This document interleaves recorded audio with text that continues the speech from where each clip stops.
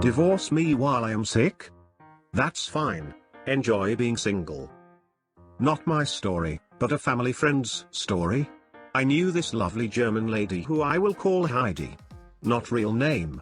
She was married to an Israeli man who I'll call Douche. Douche was a douche for a number of reasons. He worked with my dad in IT, who said he had a hero complex where he would cause disasters at work and then try to be the hero and save the day. We even suspect he caused a huge IT disaster at our national airport while he was working there. He was also really creepy. He creeped on my younger sister, calling her randomly and asking to pick her up. He was the exact opposite of his wife, who was lovely and sweet and charismatic, and I have no idea how they ended up together. Unfortunately, a while after we made friends with them, Heidi got very sick. Her colon stopped working, she almost died. Thankfully she was in a country with stellar healthcare who saved her life, but she found she has Crohn's disease, and she had to get a colostomy bag.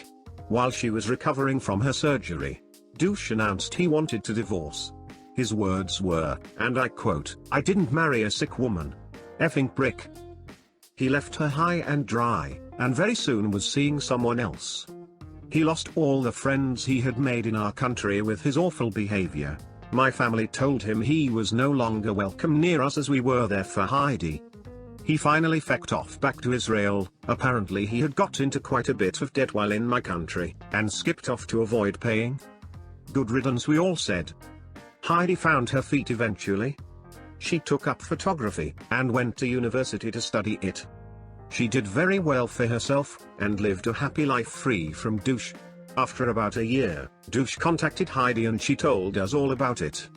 Apparently he was trying to sweet talk her into going over to Israel to go through with the divorce proceedings.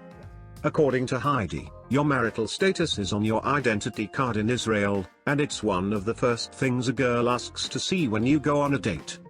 When the girls saw he was married on his card, they'd never go for a second date. So every time he'd call her asking when she was coming over, she'd put a huge shit-eating grin on and reply, "Oh, I don't know, I'm not really in a position to fly with my condition and all. Maybe when I get better." She knew full well he won't set foot back here because his creditors were still looking for their money back. She would just relish in the knowledge that he was getting rejected by all those women he was pursuing in Israel while she chilled with us having a great time. Heidi is doing much better now. She went back to Germany, though still visits my family and her friends from time to time. She's still her awesome self.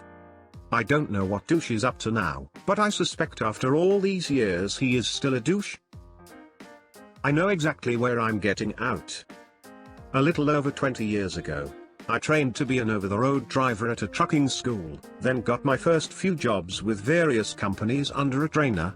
The long and the short of it is, I was not cut out to be a truck driver. My first trainer had a flat route, Jersey to Cali, then back, total time, 7 days. He made it abundantly clear that if I didn't get him back in 7 days, there'd be hell to pay. So after we got back, and I crashed in my room for 3 days from paranoia and no sleep, I got back out there with another company, whose trainer goosed his rig to over 100 miles per hour.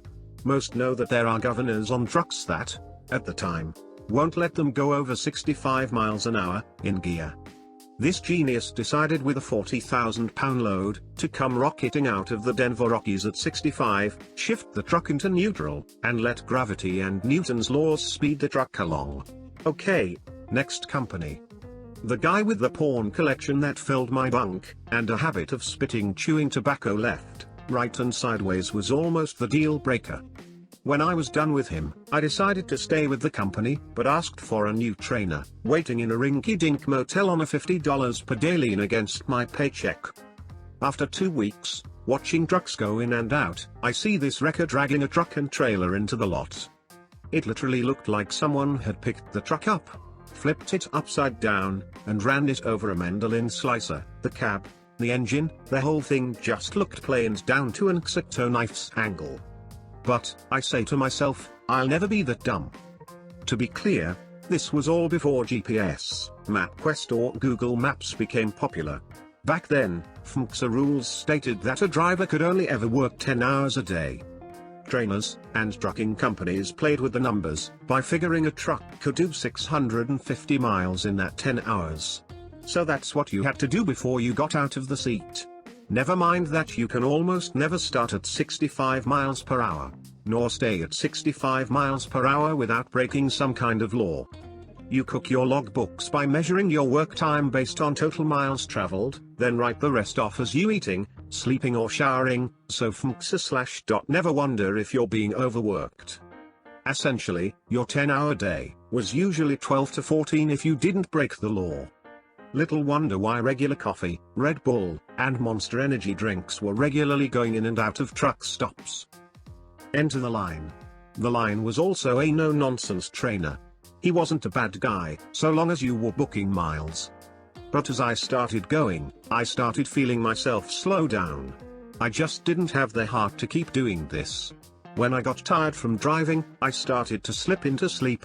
The constant drone of the engine, the white lines on the road blinking in and out of sight. It happens, sadly.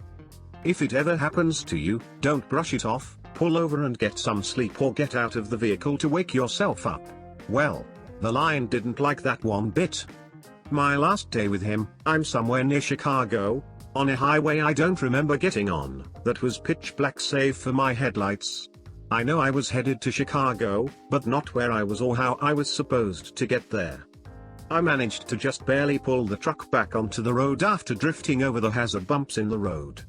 Trust me, the road to hell isn't paved with good intentions, it's just paved. I stopped the truck, walked back to the sleeper and woke him up. Me. TL, the Line. Me, listen, I'm exhausted. I can't even understand the map anymore. I don't know where I'm going.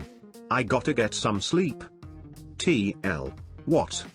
Look, just keep driving till you get to the stop, then sleep. Me, dude, I'm passing out behind the wheel. I barely got us back onto the road once. Does it make sense to play with both our lives for a load? TL, this is my truck, me. So you have two choices, drive this truck, or grab your stuff, and get out here. And if this little thought enters your head again, just remember that wherever you stop next that isn't our drop, is where you get out. For a moment, I want to just rage at the guy, but I know I'll never get anywhere. But anger brings a wonderful clarity to the mind. So, where I stop next is where I get out. Okay, boss.